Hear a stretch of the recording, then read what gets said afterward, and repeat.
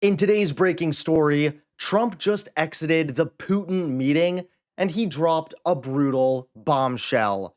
That's right, things continue to be a disaster for Donald Trump. How's it going, everybody? Hunter Avalone here with Occupy Democrats. Welcome back to another video.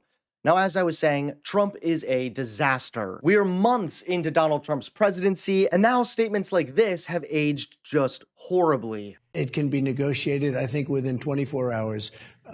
It really has to be done from the office of the president, and you have to get them both in a room. And there are things you can say to each one of them, which I won't reveal now, which will guarantee that this war will end immediately.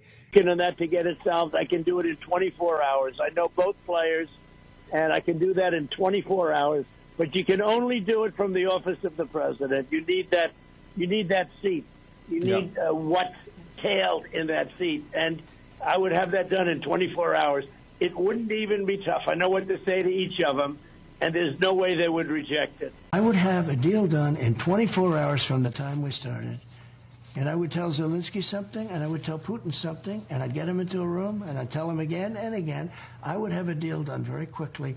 This already aged badly, considering the fact that Trump has time and time again drawn a line in the sand and then allowed Russia to cross it. What would be a bridge too far for you as a senator that has supported Ukraine that would make you just outright say that Putin has won again? Well, I think the information coming out of the call with European leaders and President Zelensky yesterday, where they indicated that there were going to be, that President Trump had agreed that no decision should be made about the outcome of this war without Ukraine at the table, and where he seemed to agree that there should be no agreement around any land swaps as part of the discussions in Alaska. I thought those were positive. I think anything that's different than that is very bad news, not just for Ukraine and for Europe, but for America. You know, this president said he was going to end this war on day one. Now we are 7 months into his administration. He has put in one red line after another. Vladimir Putin continues to cross those red lines, and it's an embarrassment. It's an embarrassment for the United States and an embarrassment for Donald Trump.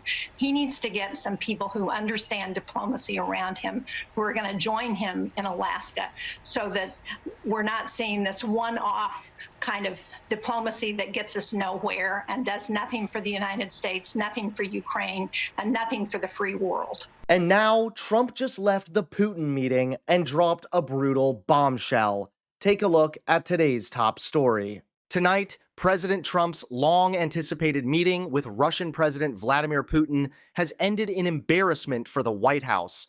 Trump was visibly excited for the face-to-face, even clapping when Putin arrived. That moment was caught on camera, quickly going viral online as critics mocked the president for applauding a man accused of war crimes. For months, Trump has insisted he could end the war in Ukraine on day one of his presidency. That promise already collapsed when his proposals went nowhere, leaving this high-profile meeting with Putin as his next chance to prove he could deliver. But instead of a breakthrough, the talks ended without any deal. Trump emerged from the summit looking obviously deflated. Well, thank you very much, Mr. President. That was very profound. Steve and some of the great people from the Trump administration who've come here, Scott and John Radcliffe, thank you very much. Even his allies in conservative media couldn't spin the outcome. On Fox News, one anchor admitted that Trump got steamrolled and bluntly concluded that the entire visit was not good. It was just very unusual, atypical, and I think we're all awaiting, the readout, because the way that it felt in the room was not good. It did not seem like things went well, and it seemed like Putin came in and steamrolled, got right into what he wanted to say, and got his photo next to the president and then left. The failed meeting leaves Trump's credibility in tatters on one of his biggest campaign promises, ending the war in Ukraine. Instead of projecting strength, the president now faces criticism at home and abroad that he's outmatched on the world stage. Thanks so much for watching. Please click that like button and subscribe to Occupy Democrats so that you can stay informed and help us stop Donald Trump.